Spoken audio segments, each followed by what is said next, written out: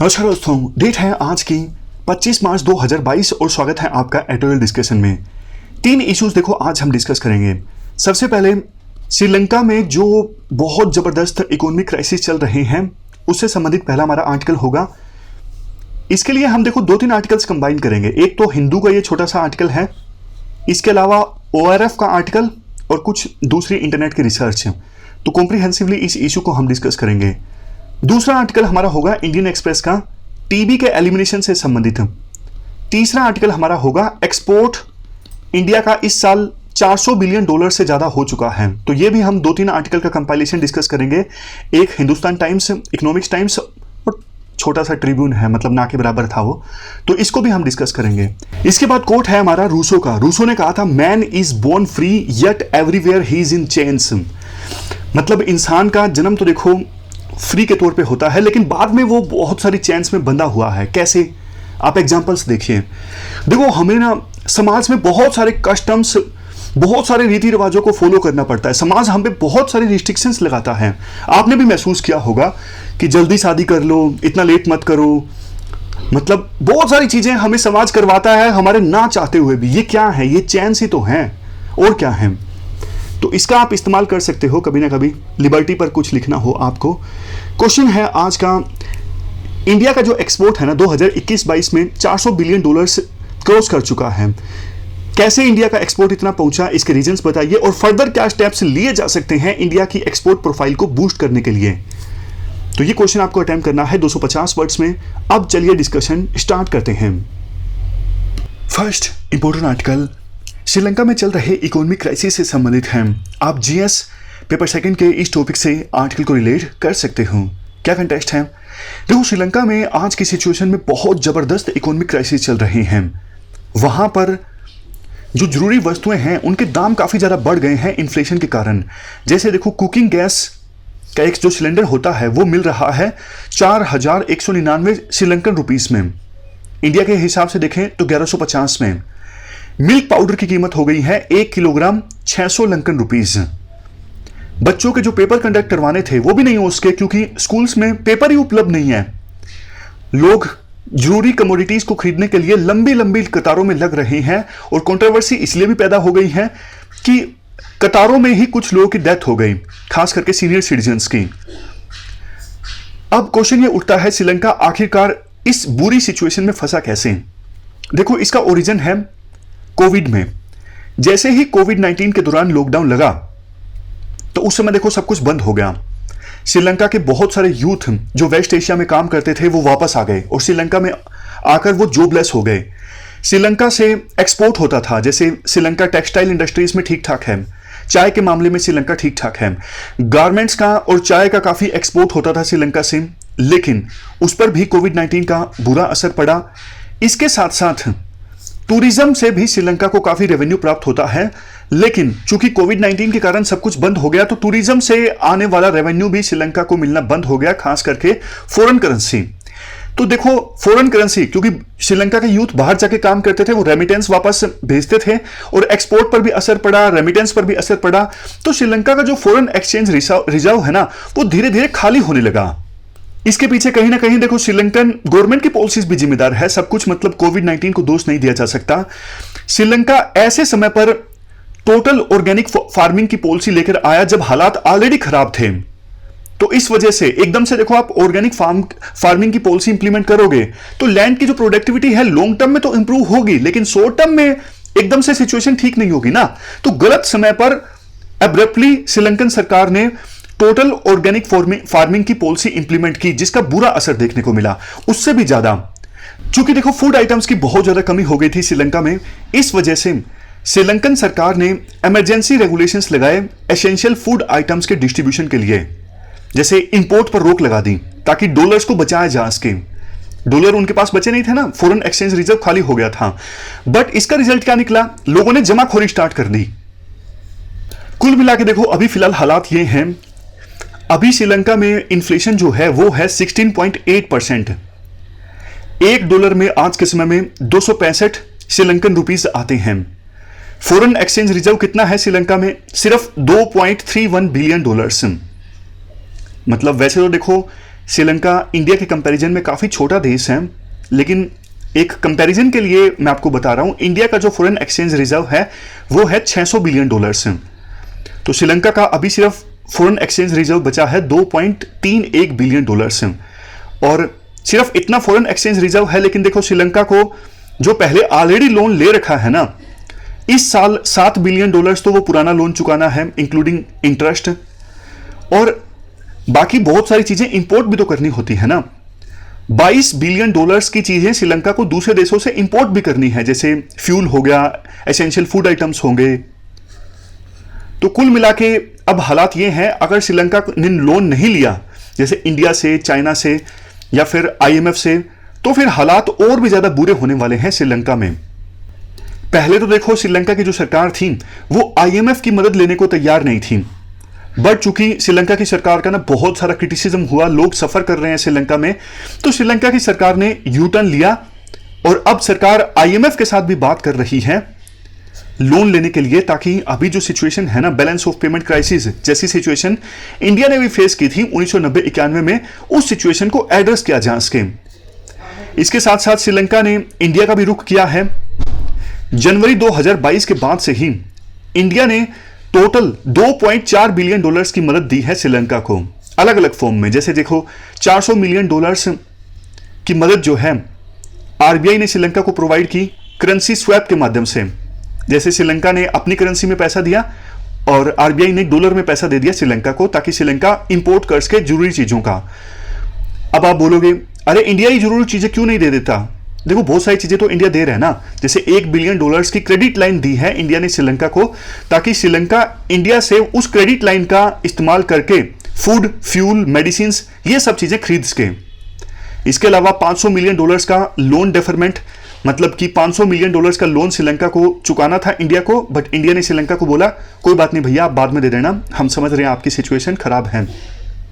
Meanwhile देखो China भी अभी कंसीडर कर रहा है श्रीलंका को $2.5 बिलियन की मदद देने की।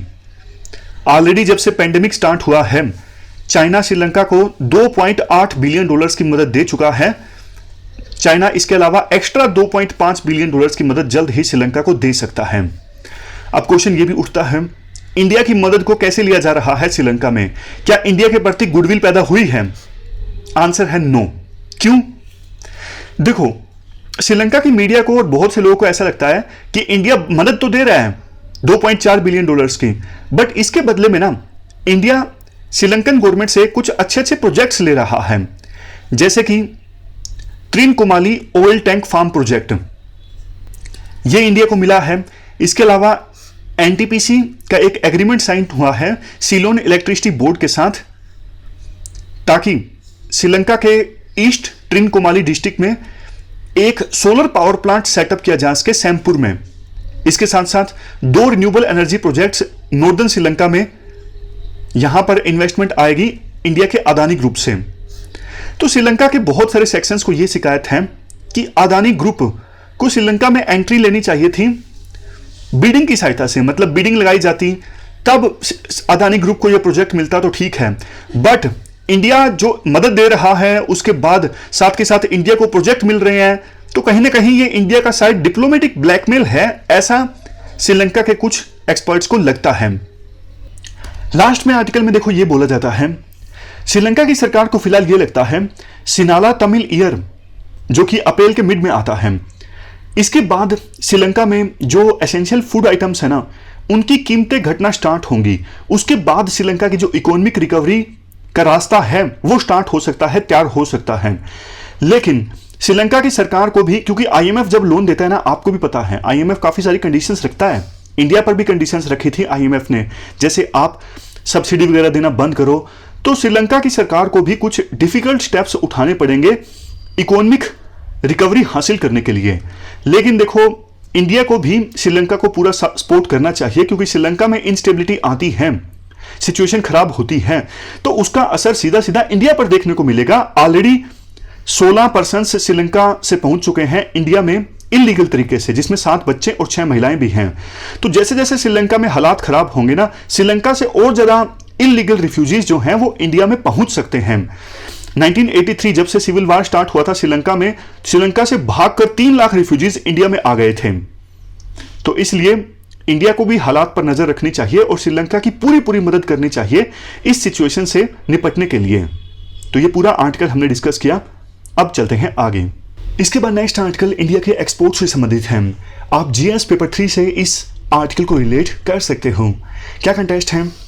देखो, अगले हफ्ते जो ये फाइनेंशियल ईयर खत्म होगा ना, 2021-22 वाला, इसमें इंडिया का एक्सपोर्ट रहा $400 बिलियन से भी ज्यादा।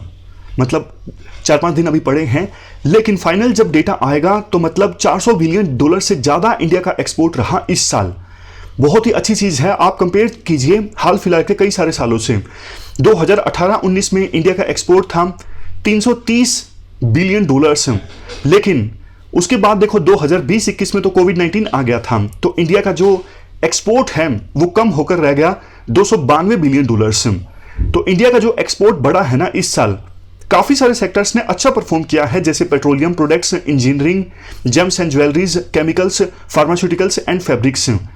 तो ये जो एक्सपोर्ट बढ़ा है, मतलब हमारा जो मेक इन इंडिया प्रोग्राम है, ऐसा लगता है वो भी राइट ट्रैक पर है।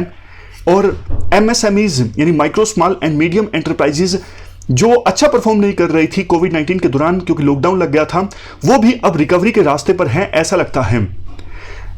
2022-23 के लिए सरकार ने टारगेट रखा है 450 से लेकर $500 बिलियन के बीच का। मतलब एक्सपोर्ट जो है इसे फर्दर इंक्रीज किया जाएगा। ये रह सकता है 2022-23 में 450 से लेकर $500 बिलियन के बीच।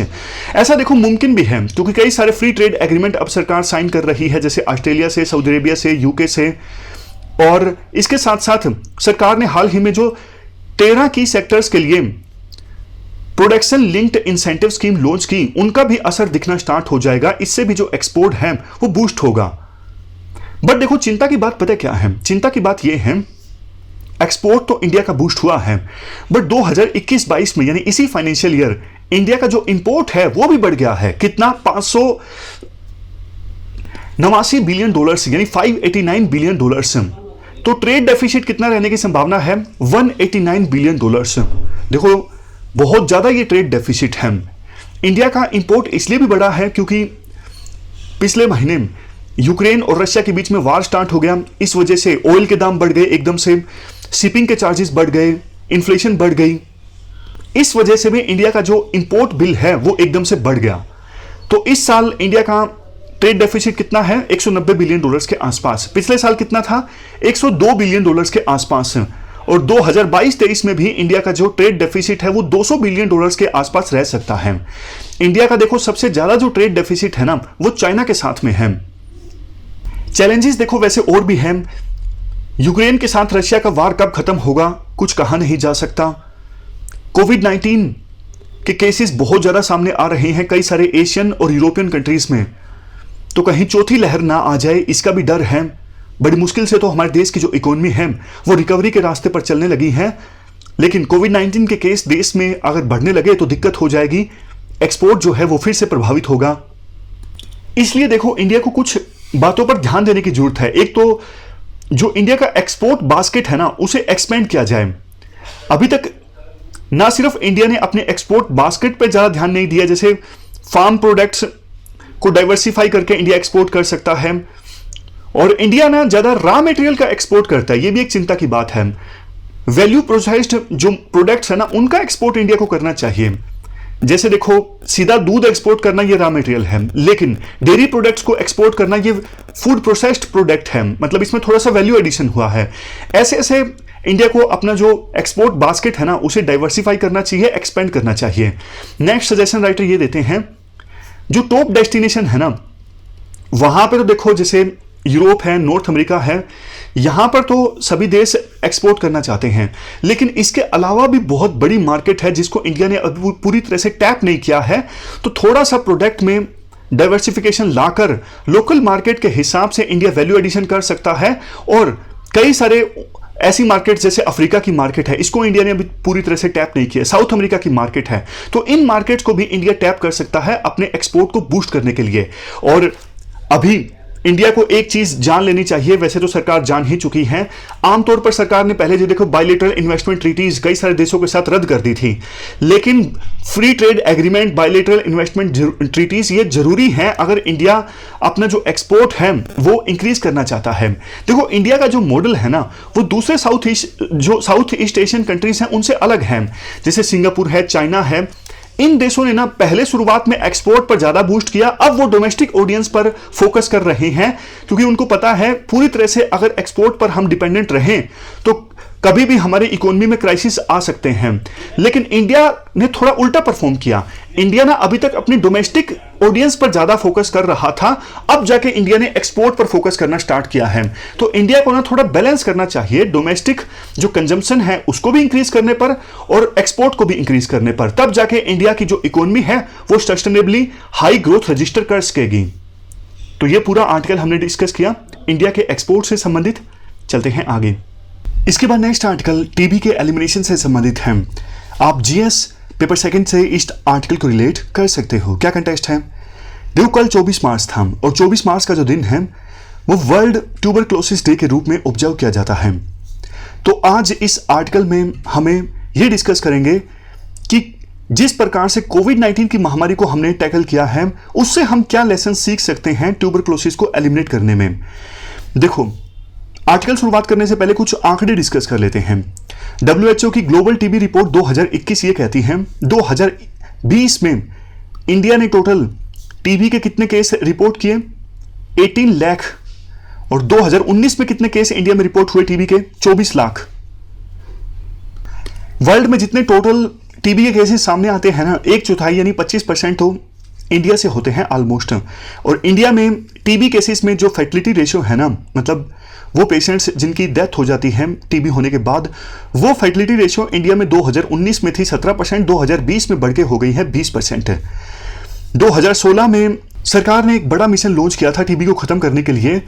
मकसद ये था 2025 से पहले टीबी को एलिमिनेट करना।